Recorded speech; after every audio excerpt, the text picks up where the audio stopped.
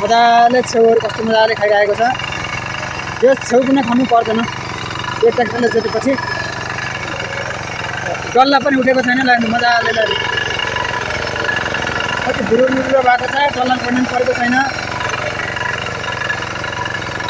हाम्रो यो माइलो रबे कि रबी अरे रबे भन्दा रहेछ नि गाउँघरमा। खासमा रबी हो। लानु कति मजाले गर्छ होला।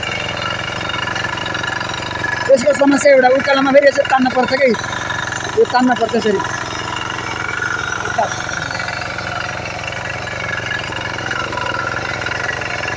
लानु छेउ लानु मजाले के छेउ हेर्नु न तपाईँले, मजाले छेउ खाएको छ। लानु डल्ला पनि उठेको छैन।